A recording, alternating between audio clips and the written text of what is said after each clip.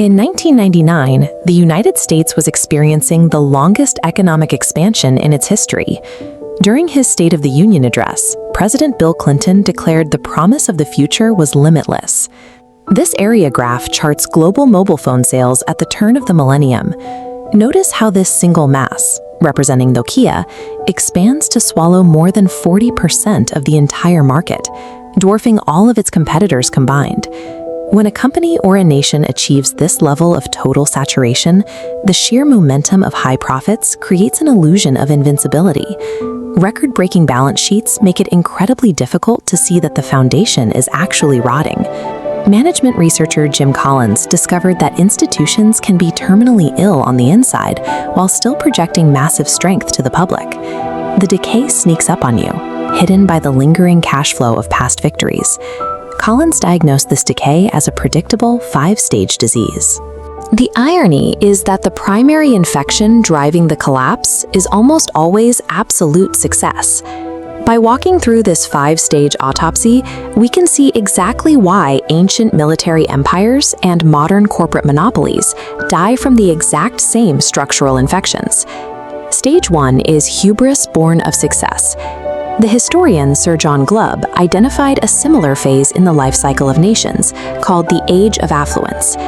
This is the moment leaders stop viewing their prosperity as the result of hard work and begin treating it as a permanent entitlement.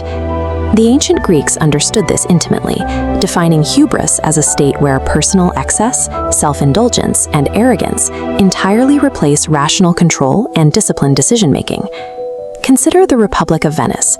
For centuries, Venice built an immense, highly focused maritime trading empire. They leveraged their isolated lagoon geography to strictly dominate Mediterranean shipping routes without getting tangled in European land disputes. But arrogance leads directly to stage 2, the undisciplined pursuit of more. Instead of sticking to the seas, Venice decided to project power onto the Italian mainland. They abandoned their geographic isolation to fight vanity land wars against neighboring cities like Milan. By capturing cities like Verona and Padua, Venice stretched its military budget to the breaking point. Defending this new inland territory drained the resources needed to maintain their vital Mediterranean naval bases. Nokia contracted the exact same disease. By the early 2000s, their executives had become insulated by massive wealth. They replaced a deep understanding of why their early handsets succeeded with a lazy assumption that consumers would simply buy anything with a Nokia logo. This arrogance triggered their own undisciplined pursuit of more. Nokia frantically expanded their product lines into fragmented global markets, prioritizing sheer scale over technological excellence. They grew faster than they could manage, losing focus on the software integration that was about to dictate the future of mobile phones. The exact same wealth that builds an institution's core power inevitably tempts its leaders to fatally overextend their resources into the periphery. Once an institution overextends, it enters stage 3, denial of risk and peril. Internal warning signs start flashing, but because top-line revenues still look strong, leadership easily explains away the disturbing data as a temporary market fluctuation. Glubb characterized this as the age of decadence. The culture becomes defensive and bureaucratic, plagued by a phenomenon he called no action, talk only. Debates multiply, but actual problem-solving stops. Look at this 1886 Imperial Federation map, showcasing the astonishing global footprint of the British Empire. While the pink shading suggests absolute global supremacy, the sheer cost of administering this sprawling network was quietly bankrupting the treasury. Fast forward to Nokia in the mid-2000s. Cheaper Asian manufacturers were flooding the market from the bottom, and in 2007, Apple introduced the iPhone, attacking the market from the top. Instead of recognizing the existential threat of a software-driven device, Nokia's leadership fell into deep denial. They discounted the iPhone's battery life, amplified their own hardware sales data, and blamed external market conditions for any slight dips in quarterly earnings.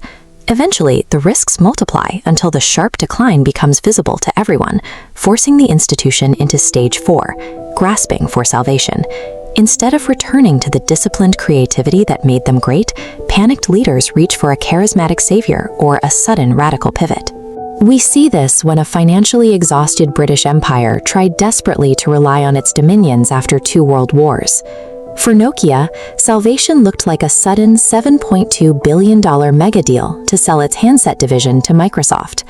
These desperate lunges for a silver bullet solution rarely work. The initial press release might look promising, but the friction of a massive, untested reorganization only accelerates the collapse. The longer a company or country remains in stage 4, burning through cash on false starts, the more certain it is to hit stage 5, capitulation to irrelevance or death. Venice failed to modernize its naval fleet and was entirely bypassed by new Atlantic trade routes. Nokia's once untouchable handset empire was hollowed out and discarded. And the British Empire's long retreat culminated in events like the 1997 handover of Hong Kong, quietly dissolving its imperial reach into a voluntary commonwealth. In Greek mythology, the goddess Nemesis was the inescapable force of retribution. But her punishment wasn't handed down from the heavens. Nemesis was the unavoidable destruction of the community that naturally occurs when its leaders succumb to hubris. When an institution falls, it is rarely the victim of bad luck. The death blow is struck the moment its leaders abandon the ruthless discipline of a pioneer for the lazy arrogance of an aristocrat. Modern organizations must learn to aggressively monitor themselves for that initial arrogance. Because once the internal rot reaches stage 3 and the warning signs are ignored, history proves the collapse is already terminal.